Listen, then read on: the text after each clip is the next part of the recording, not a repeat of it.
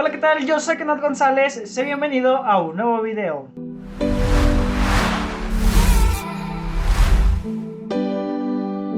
Así es, amigos, el día de hoy vamos a hablar un poco sobre lo chido y lo no tan chido, lo malo que tiene la película de Eternal. Quiero aclarar que lo bueno y lo malo que voy a decir en este video es, a mi parecer, en mi perspectiva. No quiere decir que sea la opinión de todo el mundo, cada uno puede tener su opinión, misma que también me gustaría que me compartieras en los comentarios. Aviso que en este video no te voy a explicar la película, simplemente te voy a compartir puntos que me gustaron y que no me gustaron de este filme. Por lo tanto, si no has visto la película, primero ve a verla y después vienes a este video, puesto que te lo platicaré dando por sentado que tú ya la viste. De hecho, el día de ayer la fui a ver al cine y a ver, no es que no sea fan, pero con las medidas sanitarias dije, bueno, vamos a intentarlo y nos lanzamos. Sin embargo, no fue lo que yo esperaba, así que vámonos de lleno con esto. Y recuerda que estamos subiendo contenido nuevo diario, por una especie de vlog más en la que nos encontramos, así que te invito a que te suscribas y actives la campanita para que te notifique cuando yo suba un nuevo video. También recuerda que el día 24 de diciembre vamos a estar en directo aquí en mi canal de YouTube, para que podamos convivir, platicar, contar experiencias y demás directamente en vivo entre ustedes y yo. Sin más que decir, vamos a comenzar. Vámonos con lo chido. Los efectos especiales que tiene la película son brutales, las armas de Tina son geniales, la presentación de estos nuevos héroes, de este nuevo grupo de héroes que son los Eternos, también es muy buena. La comparación que tienen de Clark Kent con Ikaris. El ayudante de Kingo es también un super personaje que literalmente se lleva varios de los momentos cómicos que tiene la película. Makari, que literalmente fue mi personaje favorito en esta película, que es un personaje sordomudo, pero fue una genialidad. Los efectos especiales, la personalidad tal cual, estuvo muy chida. Otra cosa fue los celestiales. Ya habíamos tenido un vistazo de estos seres en Guardianes de la Galaxia volumen 1, cuando llegan con el coleccionista a intercambiar la gema del poder y él les presenta una pequeña como cápsula donde podemos ver a uno de estos seres, pero literalmente no se podía medir la dimensión que tenían, y aquí los vemos en todo su esplendor. Sus dimensiones, la comparación con los humanos, la voz que les ponen, que literalmente tiene este como entorno espacial, es muy bueno. Las escenas post créditos también son muy buenas. La primera, al ver a Eros, y no solamente porque es interpretado por Harry Styles, sino por el personaje tal cual, que es el hermano de Thanos, y que nos aclara que hay más Eternos como en una especie de resistencia a los propósitos de otros Eternos para con los celestiales. También fue una genialidad esto, puesto que nos amplía un poco más este nuevo universo que estamos conociendo de los Eternos. Otra cosa que me gustó mucho fue el aspecto de los predadores, que en este caso son los Deviant o Deviant, o en español los desviantes. Se ven muy chidos. Los sucesos que pasan a través del tiempo en varios siglos, que involucran las guerras y demás acontecimientos en la historia que, aunque los Eternos no participan, los están presenciando. Sin duda, ver a Tenochtitlán fue de lo mejor que vi en la película, y fue una referencia increíble en la historia, puesto que lo representan tal cual como fue, o más bien como lo que fue un genocidio. Y estos pequeños comentarios hacen que esas escenas se vuelvan aún mejores. Ahora, esta relación o anhelo de un propósito que tuvieran los Eternos. Ahora, la relación y anhelo de un propósito al ver a los humanos, o sea, los Eternos. Y esta como reflexión de perfección, que aunque ellos podían y tenían el poder para poder intervenir en los asuntos que se estaban viendo. Y cómo es que a lo largo de los años, después de separarse, entienden que esos errores es el libre albedrío, y todo lo que implicaba era lo que en realidad nos hacía humanos. Y esto fue genial. También cómo es que, aunque sean Eternos y están como programados, empatizan con los humanos, logran tener estas emociones que ven en los humanos, y de cierta forma les genera curiosidad. Este como anhelo de tener una vida, de formar una familia, de pertenecer a algo de forma especial, de poder enamorarse, de poder relacionarse. Y no solo eso, sino también optar por proteger un mundo con estos defectos y con estos sucesos que ya han tenido.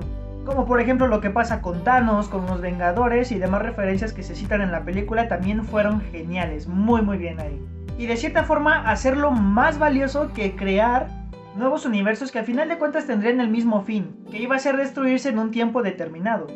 En general, todos los personajes pasan por un momento de querer como ayudar y hacer evolucionar a la humanidad y empatizar con ellos. Y años después se entiende el porqué de no hacerlo, no solo por la misión que tenían y de que no podían intervenir, sino también por la repercusión que esto iba a conllevar para la humanidad, que fue un punto muy acertado.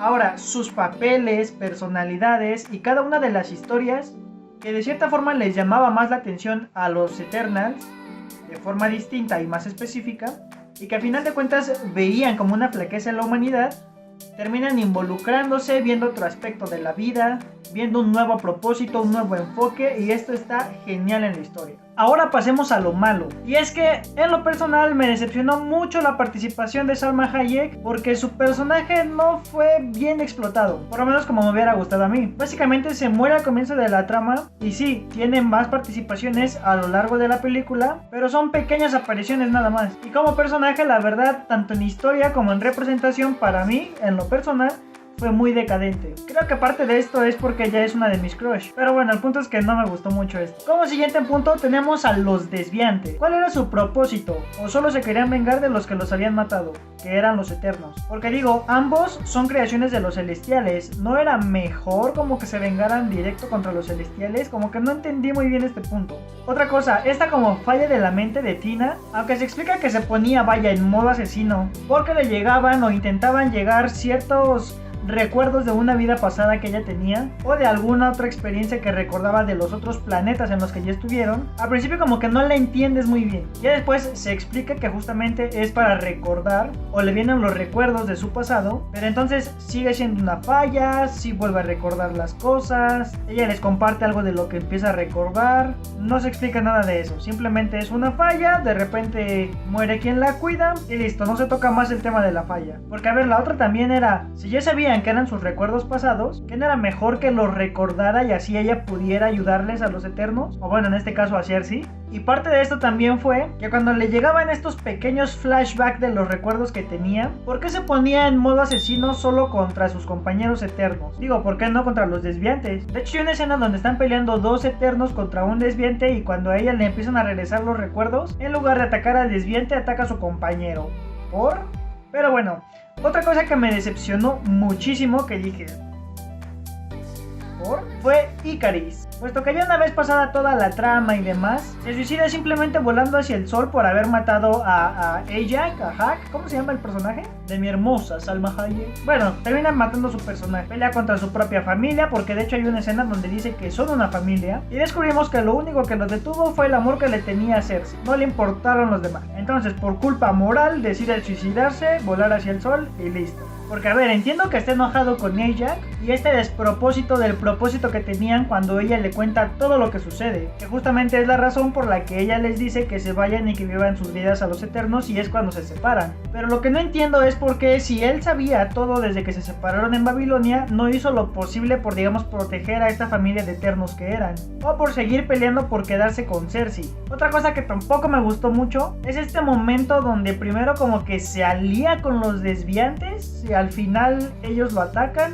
O sea, como que no se explica ni por qué se alían, ni por qué lo atacan, ni por qué él decide entregarles a Ajak para que la maten. Pero bueno, no se explica y queda ahí al aire. Y hablando de esto, otro punto en contra es qué pesada fue la trama de explicar quiénes son los Celestiales, quiénes son los Eternos. O sea, hay partes de la película o de la película que pasan súper lentas y llega a un punto en el que se te hace como hasta aburrido. Ahora, el salto en la historia que no está como bien marcado, porque por ejemplo, había momentos que sí aplicaban la de poner en la parte de abajo la letra de en qué año estaban o en qué era y en dónde se encontraban exactamente, pero de repente solo había escenas queriendo explicar como ciertos detalles de la trama que salen sin previo aviso, y es de regrésate, esto pasó en este tiempo antes de esta otra cosa y ya seguimos con la historia normal. Y este brinco que hace te desorienta y obviamente te va cortando el hilo de la trama, aunque sea para explicarlo. Esto mismo hace que le pierdas atención o le pierdas como que el interés de por dónde va la película, lo que también la hace difícil de entender. Por lo menos 3/4 partes hasta que ya se define hacia dónde van a ir, define el punto principal de la historia. Porque a ver, las escenas de acción están totalmente fuera de contexto también, y como que no las entiendes, o sea, a pesar de que son buenas escenas de acción, como que no tienes este contexto, entonces no sientes esa emoción por la batalla, esa adrenalina de esperar algo épico o algo bueno, se pierde un poco. Y en lugar de que sean escenas chidas, hasta cierto punto yo las llegué a sentir un poco forzadas. Pero bueno, Lo siguiente es el cambio constante de villano, y que al final de cuentas también es un poco predecible, puesto que al final de cuentas ninguno de los villanos que se presentan o se logran presentar a lo largo de la historia, como que ninguno logra tener un papel real de villano, porque primero el malo son los desviantes, luego son los mismos eternos, luego son los celestiales, luego es Icarus y Sprite, y luego al final de cuentas no es nadie. Aumentándole a esto, llegamos a la parte de las muertes, y es que a ver, son personajes nuevos, son personajes que no conocemos y que apenas reciente hace una hora acabamos de escuchar de ellos, pero no conoces tal cual la historia, no tienes como que una conexión, nuevamente este contexto, esta empatía con el personaje no se encuentra, y de repente pum, ya está muerto y dices, pues bueno. Y finalmente algo que totalmente fue un desatino en esta película fue Crow, el que es como líder de los desviantes. Bueno, este sujeto, que al principio es un animal, es una bestia, es un predador, y simplemente por absorber un par de poderes se convierte como en un ser ya con ojos, con un parecido al cuerpo humano. Como que esto no se entiende muy bien, porque a ver, él ya tenía el poder de dos eternos y tenía como esta única capacidad que los demás no tenían de absorberles el poder a los eternos, pero literalmente murió súper fácil. Además es un personaje que tampoco se desarrolla tanto y jamás llega como a convertirse en este rival intimidante, digamos que está como a la altura de los eternos, que supongo que ese era el propósito de este villano, y que no se logró, puesto que básicamente pasa como un 0 a la izquierda. O sea, como que sí, ya mató a dos, pero mi problema es este, aunque él está aquí, mi problema es este, y tú, mi amigo, eres un problema insignificante. Entonces literalmente un 0 a la izquierda, por lo menos en la dirección que lleva la película. Pero bueno, en conclusión muy personal, yo creo que la película no es mala, porque a ver, te presentan nuevos héroes, las batallas son geniales. Claro, pudo haber estado mejor, puesto que se trata de un proyecto de Marvel bajo la dirección de la ganadora del Oscar a Mejor Director. Así que de que pudo ser mejor la película, sí pudo ser. Pero bueno, también esto le da como un toque distinto al que estamos acostumbrados, por lo menos en estos proyectos de Marvel o en las últimas películas que hemos visto. Y esta a su vez se agradece para no tener como un contenido monótono, ¿sabes? Como que ya esperar lo mismo y lo mismo y lo mismo y lo mismo. Como que el mismo timing. Y se los digo sinceramente, esta fue también la historia de presentación de estos personajes. Y me emociona pensar cuál es el rumbo que van a llevar estos personajes o qué papel tendrán este nuevo grupo de héroes en los planes de Marvel. Así que sí, estoy muy ansioso de poder volver a ver a los Eternos. Y más aún, ver qué va a pasar con los Celestiales. También ver un poco más de lo que va a pasar con Eros, el hermano de Thanos. Y un par de personajes que se rumoraron en la segunda escena postcréditos de esta película, que es la aparición de Blade y de nuestro Caballero Luna. Pregunta, ¿qué fue lo que más y lo que menos te gustó de esta película? Y más importante aún, ¿qué personaje te gustó más del grupo nuevo de los Eternos? Deja tu respuesta aquí en los comentarios. En fin amigos, recuerden que yo soy Kenneth González y nos vemos mañana con un nuevo video. Bye.